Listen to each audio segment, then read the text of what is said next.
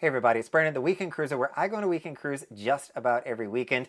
And this time it is a holiday sailing, so I'm on my longest cruise ever. And not the longest period I've stayed on a ship, but the actual continuous longest cruise. It is a 12-night South American sailing on the Celebrity Infinity. Now there's a few reasons why I decided not to book this holiday sailing with Royal Caribbean and come over to Celebrity. The first is the amazing itinerary that this has from Buenos Aires over to Santiago.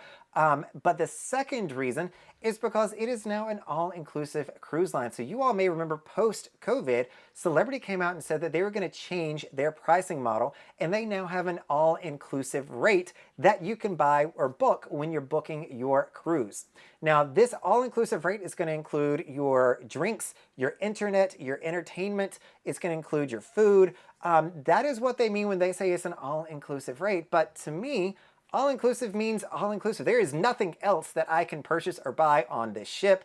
But what I'm coming to learn is that's not the case, Celebrity. When I am here, there's certainly plenty of other options of things that I can buy. And so I wanted to talk to you all about what I am calling it is a partially all-inclusive cruise. It is more inclusive than you're going to find in a mass market product such as Royal Caribbean or Norwegian, but it is certainly not all-inclusive like you're going to find in a luxury brand such as Oceania or Silver Seas. So let's jump on into, what is included, what is not included, and see if this is something that you want to purchase, or if you want to back out the all-inclusive rate and just book the cruise fare and then do a la carte once you get here. Gratuities is the first thing that I'm going to mention, and with the all-inclusive rate, gratuities are absolutely included 100%.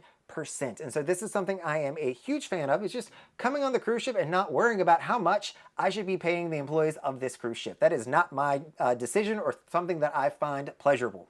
I've only seen one instance so far on this cruise ship, and it was very much so on the down low, where one individual did tip above and beyond the gratuities. Though, and I hate to say this, I would encourage everybody not to do that, because if everybody starts once again tipping above and beyond a fare that includes gratuities, we are back to square one, where again, I am now having to make the decision on how much more money these people should be making, when honestly, it is the employer's responsibility, in my opinion, to decide and determine how much they make, not me as the guest. Let's talk internet. The second thing here is internet is included, but you gotta read the fine print. It is the basic internet package. For those of you that are on Royal Caribbean, this will be the difference between Surf, which is the basic, or Surf and Stream, which is the premium brand here. So they give you only the basic. So what you need to know about that is that does not include fast internet. It is still extremely slow. It's not going to allow you to make Wi-Fi calls. It is blocked. So if you want to keep in touch with people over the phone, whether it's WhatsApp, Messenger, or or Wi-Fi calling, it's blocked. You can't actually do that. Sending and receiving pictures is also blocked, though I found this went through in some of the applications. But it's just been really, really spotty. Where we're at in South America, reception is not great to start with, so I don't know if it's a good judge. I do have access to some complimentary minutes on the premium package, which will allow you to do all of these things. It's still Wi-Fi at sea. It is not good, especially down here in South America, but at least it doesn't have those features blocked where I could actually call my parents yesterday and wish them a Merry Christmas. So it was great to be able to switch into that. But if you're looking at coming on a cruise, you probably are going to want the premium version of this. I don't know exactly what the upgrade fee is or amount from the basic to the premium, but when looking online, the premium sold for $30 per day. On a 12-night sailing, that is ridiculous. And so I have stayed with the basic, though begrudgingly so a little bit. But the good internet, the one that on Royal, I encourage everybody to buy, don't even mess with the slower one, is not what you're going to get here. You're still going to want to upgrade and pay even more, because the basic Wi-Fi doesn't always get it done. If you are coming on a cruise, the third thing you're going to want to make sure that you have is a drink package. Because if you're going to be here for, like I'm here for 12 nights, I'm going to be getting specialty coffee. There's people that are going to be getting alcoholic beverages. You're going to have something at some point. So you want to know what's included and what's not included. If you have the all-inclusive rate, you're going to get their classic package. This is not their top tier package. This is, again, partially inclusive package. So you can get any beverage on the ship up to $9. So, and that's going to include a lot of the specialty coffees, and you're always going to be able to find a beverage or a drink, alcoholic drink, at one of the restaurants or bars. They have a few options. So for wine, I think I only saw like 2 or 3 that really fit this bill.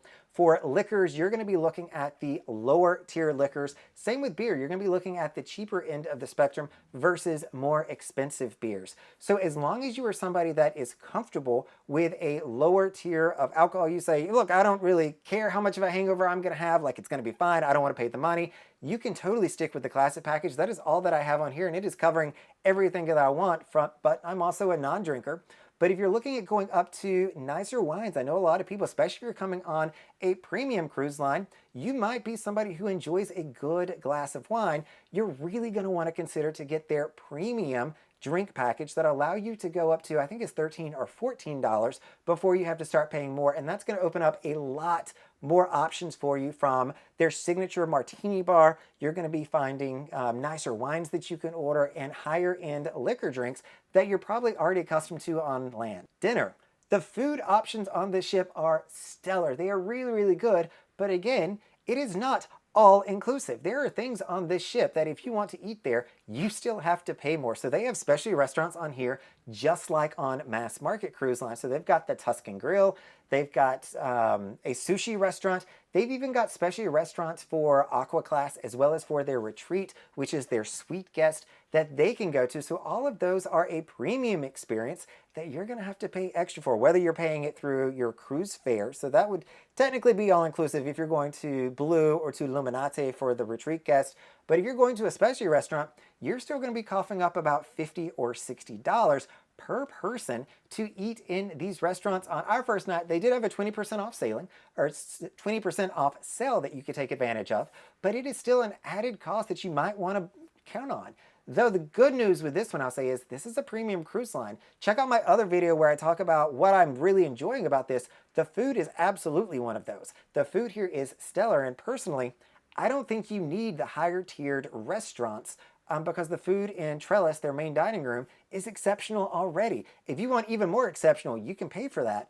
But again, then it's not all-inclusive. The other thing that makes a cruise ship all-inclusive is the entertainment is supposed to be all-inclusive. And luckily here on Celebrity Cruise Line, that is absolutely the case. But I don't know if this is much of a win when it comes to all-inclusive, because in your mass market, they're also all-inclusive on Royal Caribbean Norwegian. You're not paying extra to go see shows unless it's like dinner and a show on those cruise lines. But here, all of the headliners, the singers and dancers, the musicians, they've all been complimentary with your cruise fare. So that part of the entertainment package is all included. You can play trivia, you can go to towel folding, you can go to the guest lectures that they have on this ship. It is all going to be included with your cruise fare. So you can see that some of these items are truly all inclusive, and then some of them are really just partially inclusive, in my opinion. So make sure you know what you're getting and if it's truly going to be all inclusive for you and your situation. However, I will say that all-inclusive rate that they have that is partially inclusive is better than no inclusivity at all, especially the gratuities. I am very excited to see that they're getting that correct here on Celebrity Sailing. But it is still one step away from getting us from what some people may call nickel and diming in a mass market cruise line where you board and you're paying for every little thing. This is definitely a step away from that. It is not truly all-inclusive, but it is a strong step in the right direction. All right, everybody, this is Brandon, the Weekend Cruiser, hoping to see you on a weekend cruise soon.